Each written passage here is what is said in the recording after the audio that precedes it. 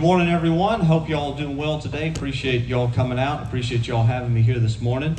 As we are limited to 5 minutes, I will do what your former Congressman Jody Heiss always told me to do. As a former Baptist preacher used to say, remember the 5 B's of a good Baptist sermon. Be brief, brother. Be brief. As I want to tell you a little bit, for those of you who are just getting to know me, 3 things, real briefly. Who am I? What have I done? What do I hope to do over the next 2 years? Number 1, I'm Brant Frost. I live in Coweta County, born and raised here in Georgia. Been active as a Republican for well over 20 years. When I was 12, I was knocking doors for Sonny Perdue, Saxby Chambliss, and Steve Stansel. Some of y'all remember from the old days, Steve was running for lieutenant governor, didn't win that time. I volunteered in 2006, 2008, became a county officer at age 19, the age of 20, attended my first convention as a delegate at age 18, made my first public speech in a political context at the Tea Party rally in my hometown in 2009, and have been active in both the party and electing conservatives on both sides of both the party and electing conservatives to public office ever since.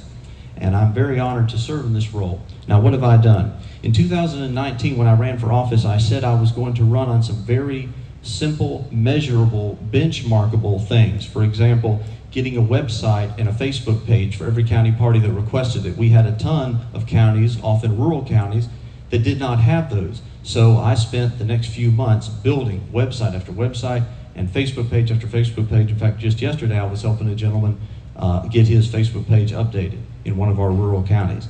The other thing I said I was going to work on was getting better, faster voting for our conventions, and we managed to achieve that. Unfortunately, at the time, everyone wanted to do electronic voting, but of course, after the 2020 election, that wasn't quite as fashionable anymore, so we did standing voting at the 21 convention and got our votes done really quickly.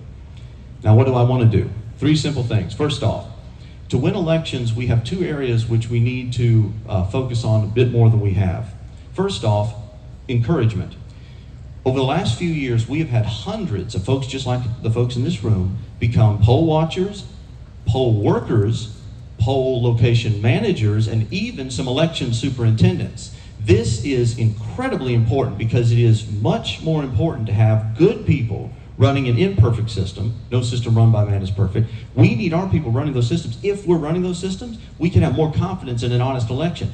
If you had the best law in the world, but people like Hillary Clinton were running it, you're never going to have an honest election. It's all in the enforcement. We need to talk more about that. I'm very encouraged by that. In fact, just the other day, I was talking to someone about how can we move all of our poll watchers over to becoming poll workers. Many of y'all have been poll watchers. Counties need poll workers. We need to get y'all working on the inside to help make that happen. The second thing is absentee ballots. We all know Democrats have been eating our lunch with absentee ballots, but you know what? In Pennsylvania a few months ago, they had a special election for state senate, and we beat the Democrats by more than 2-1 in absentee ballots. We figured out how to beat them at their own game, and it worked. That was fantastic. We need to bring that down here, and I'm in touch with folks up there to work on to bring that down here.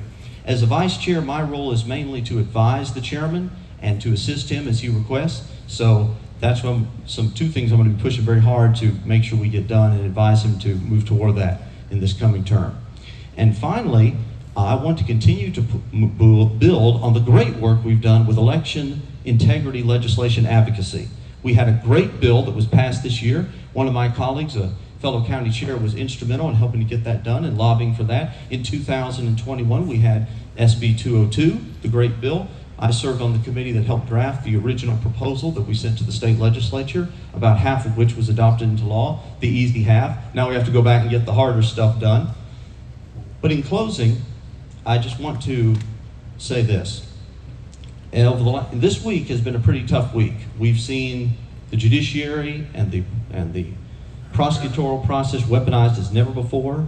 We've seen verdicts and indictments that really call into question whether or not we can even trust our legal system.